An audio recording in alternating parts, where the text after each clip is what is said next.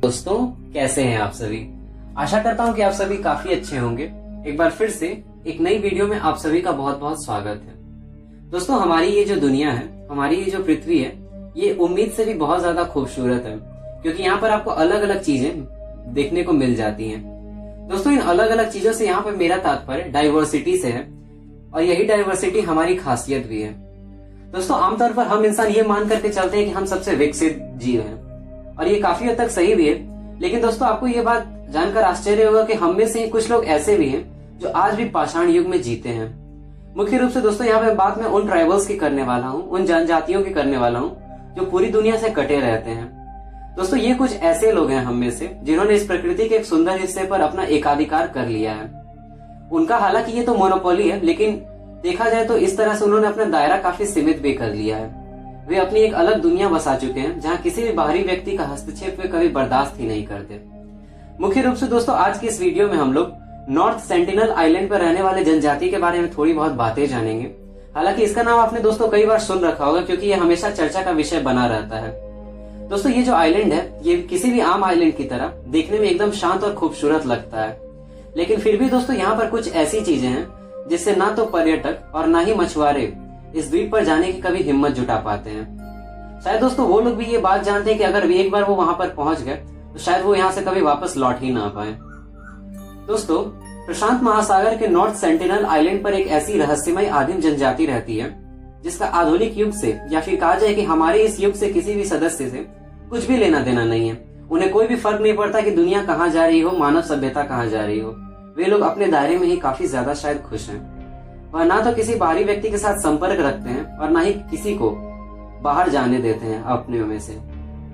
दोस्तों, जब भी उनका सामना किसी बाहरी व्यक्ति से होता है तो उनमें एक ऐसी हिंसा जन्म ले लेती है, यानी कि वो लोग पूरी तरह से मारकाट पे उतारू हो जाते हैं, जिससे उस बाहरी व्यक्ति की मौत लगभग निश्चित ही है।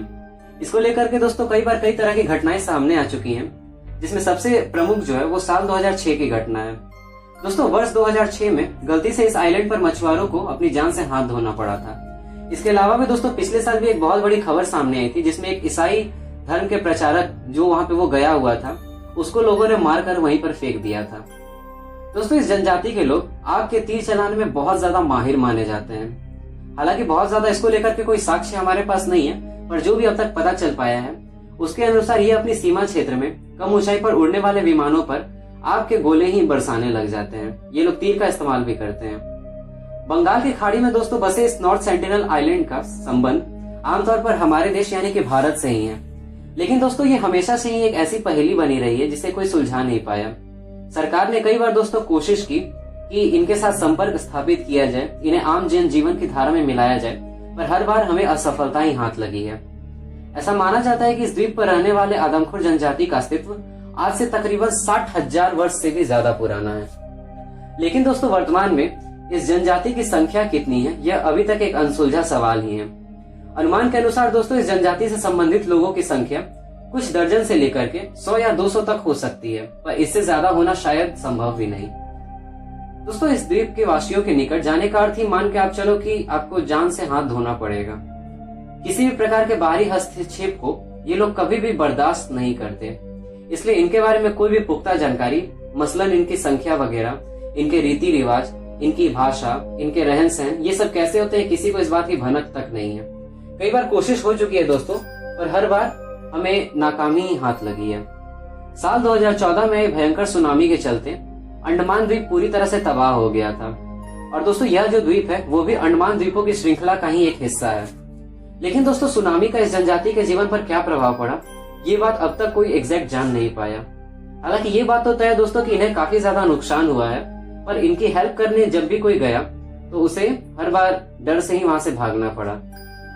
सुनामी के बाद जब भारतीय तटरक्षक सेना ने वहां जाने का प्रयास किया था दोस्तों, तो इन लोगों ने हेलीकॉप्टर पर आग से तीर छोड़ने की कोशिश की थी, जिसके बाद वो हेलीकॉप्टर वहां से लौट गया। दोस्तों, ये काफी ज्यादा रहस्य की बात है कि हम लोग इतने आगे पहुंच चुके हैं, पर फिर भी इस जनजाति से जुड़े लोगों के जीवन के संबंध में अब तक ऐसी कोई भी चीज हमें मिल नहीं पाई है जिससे इनके विषय में कुछ भी पता चल सके। इनसे संबंधित तस्वीर या वीडियो वगैरह आमतौर पर दोस्तों अब तक हमारे पास जो भी मौजूद हो पाया है वो इतनी दूरी से बनाया गया है कि इसका कोई क्लियर दिखाई ही नहीं देता कुछ भी। इसीलिए ये लोग दिखते कैसे हैं ये भी अब तक कोई नहीं जान पाया। अक्सर दोस्तों इस जनजाति के लोगों को पाषाण काल की जनजाति कहा जाता है, क्योंकि तब से लेकर अब तक इनके भीतर किसी भी प्रकार का कोई भी चेंज या फिर कोई भी डेवलपमेंट नहीं आया।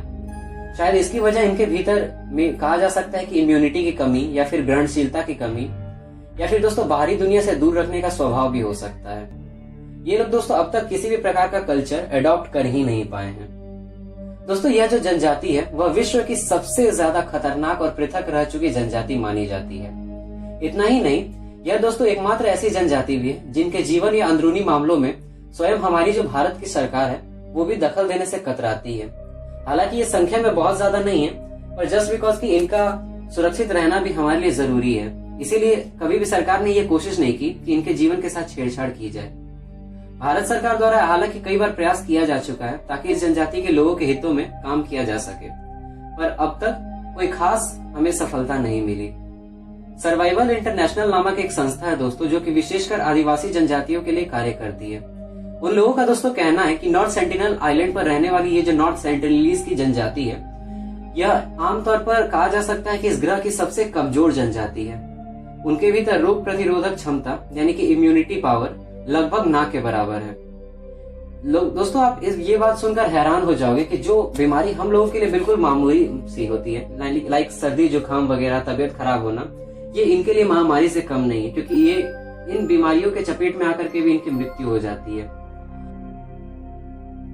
दोस्तों इस संस्था का कहना है कि अन्य लोगों से पूरी तरह पृथक होने की वजह से ही इन लोगों का संपर्क बाहरी दुनिया से पूरी तरह से कटा हुआ है, इसीलिए महामारी में इनके जान जाने का खतरा काफी ज्यादा होता है। और शायद दोस्तों यही कारण है कि इनकी संख्या मात्र 100 से 200 के आसपास ही है। साल 1980 के आखिरी दौर में दोस्तों लोहे या फिर अन्य धातुओं की खोज के लिए गए लोगों तथा इस जनजाति के सदस्यों के बीच काफी ज्यादा हिंसा और संघर्ष की खबरें सामने आई थी, और उसी दौरान इस जनजाति ने अपने बहुत सारे सदस्य गंवा दिए थे।